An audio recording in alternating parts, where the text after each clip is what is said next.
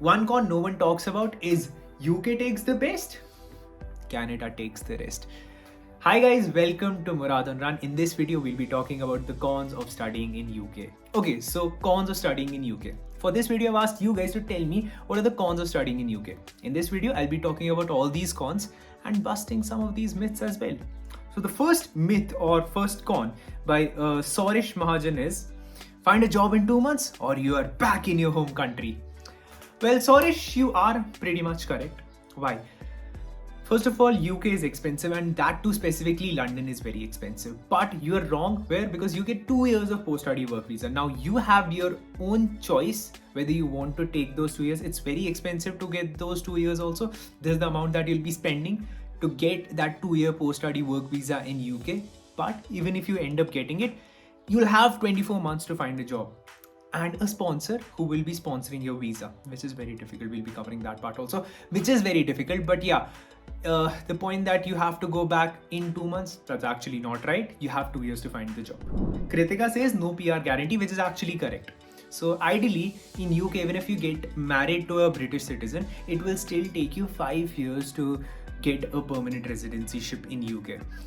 An ILR, indefinite leave to return. It would take you a lot of time, but there have been changes in the entire system, and now it is moving towards a point-based system. We'll be covering the entire point-based system and how do you get a PR in UK entirely.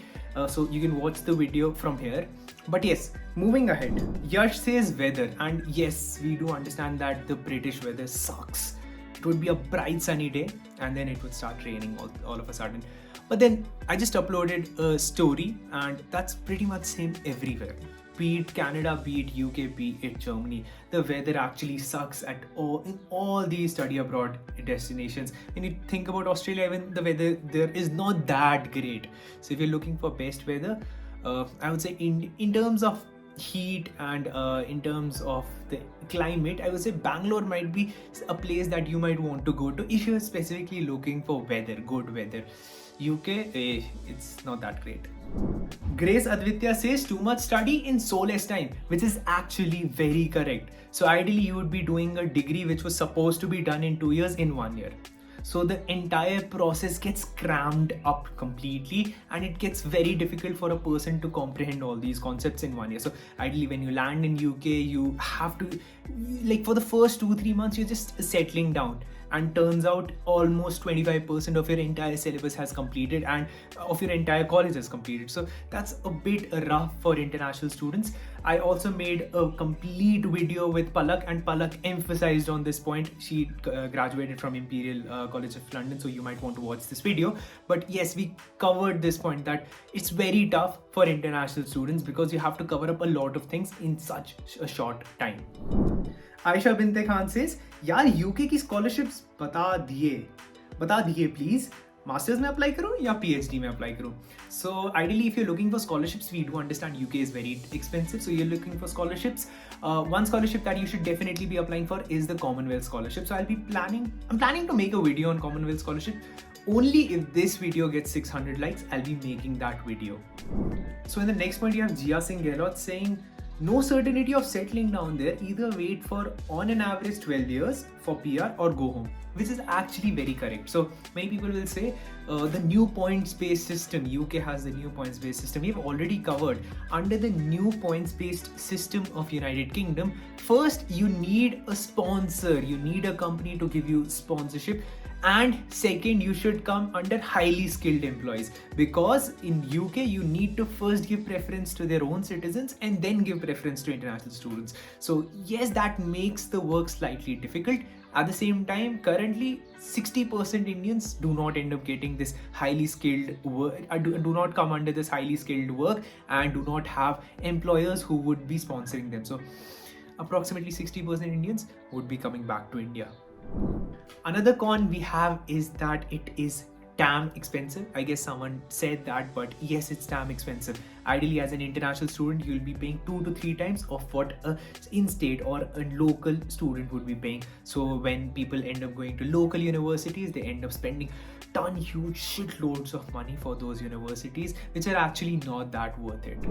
One more con that I feel like UK or specifically London has, that is They end up showing you average salaries that you get after a degree in UK or specifically London, and then you look at that salary, multiply that by almost 100 and feel like, oh, I'll be making so much money and the return on investment would be so great. But ideally, you tend to forget one thing: the amount of money that you'll be spending on living in London. It's huge. So the return on investment, you have to check as to what is the amount that you'll be paying as opposed to what is the amount that you'll be saving. So let's suppose you end up paying 30,000 euros, and if your salary is just 20,000 euros, that does not mean that you'll be covering your entire fees in 1.5 years. Ideally, when your salary is 20,000 euros, your living might just go somewhere between 8 to 10,000 euros. So it might take you 3 to 4 years to recover all your money back. So that is something you need to keep at the back of your mind, because even if you're taking a loan, there will be an interest on that loan. So that is something you need to know.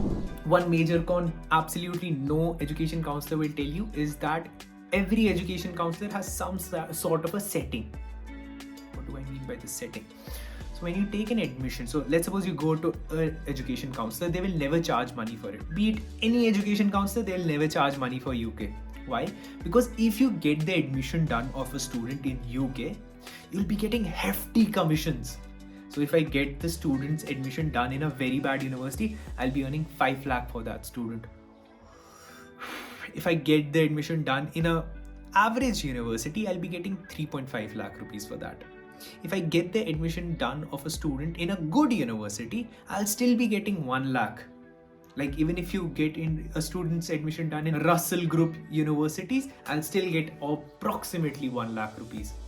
And if I get and the top tier colleges, Imperial College of London, London School of Economics, you do not get any commission in those colleges. And that is why any education counselor you go to will never help you with London School of Economics and Imperial College London, because they do not give out these kinds of payments, these kinds of commissions to brokers. Yeah, I would call them brokers. These are not education consultants, these are brokers. So whenever you go to these brokers, try to tell them that these are the only 2 universities that you will be applying to. What they'll tell you is, have some backups also. Nah, why are you only applying to the top colleges and your profile does not look that good? That is something that happened with me. I just want to share my experience with you, that stay a bit cautious when you go to these education counselors. They have their ulterior motives also behind the scene. With that all being said, I feel like cons of studying in UK, there are so many other cons. We will have to discuss about all those cons. But till then, I would want you guys to watch this video with Palak. She's from Imperial College London and she will exactly tell you what is the entire process. She comes from a college in UP and ended up in Imperial College London. So this is something you should definitely watch. And yeah, cons about studying in UK part 2, that will be here. Thank you so much for watching.